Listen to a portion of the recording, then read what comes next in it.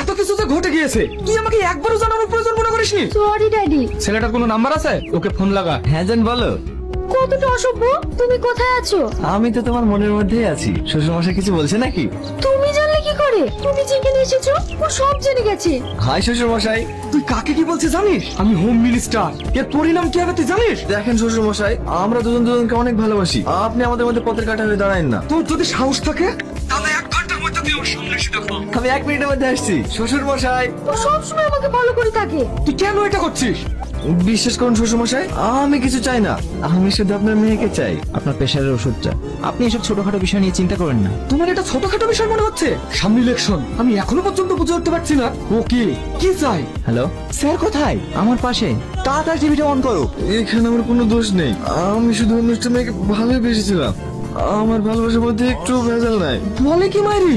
কিন্তু কাউকে ভালোবাসলে যে তার পরিণাম এমন হবে আমি ভাবতেও পারিনি। আমি ওকে কখন মারলাম? ওই তো আমার লোককে মেরে গেল।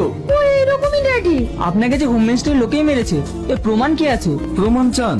তোকে এখনো বলছি তুই আমার মেয়ের পিছন ছেড়ে দে, না হলে তোকে আমাদের সব লোককে ফোন কর। ও কে, কোথা থেকে এসেছে, ও কি চাই, এই সব ডিটেলস আমার 1/2 ঘন্টার মধ্যে চাই। Okay sir.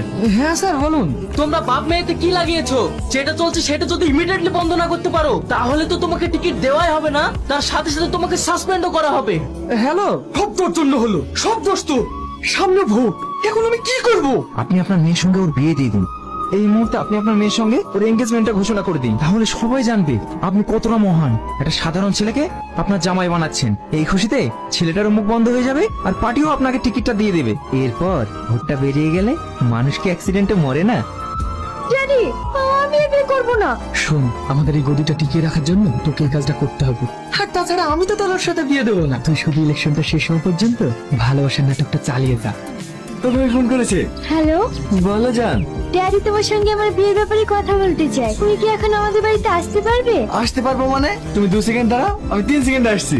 আমি তোমাদের এনগেজমেন্টটা ভোটের আগে সারতে চাই। এই তো দেখছি মেঘনা সাথে বৃষ্টি। শ্বশুর আব্বা, আমার আংটির সাইজ কিন্তু 19।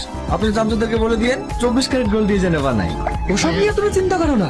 শুধু 24 ক্যারেট কেন, তুমি তো আমার 48 ক্যারেট প্রাপ্ত জামা। দাদা, আপনার সাথে একটু কথা ছিল। কি কথা? আমাদের বিরোধী পার্টিরা ওটা জেতার জন্য বাইরে থেকে লোকজন হায়ার করছে। এই মুহূর্তে যদি ওদের না আটকাতে পারি তাহলে আমাদের জেতা খুব মুশকিল হয়ে যাবে। এখানে তো ভাবার কি আছে? এর আগে যেভাবে 21 জনকে টপকিয়েছিস, একেও সেইভাবে টপকিয়ে দে। ঠিক আছে দাদা। আর শোন, এই ব্যাপারটা যেন কোনোভাবেই লিক না হয়।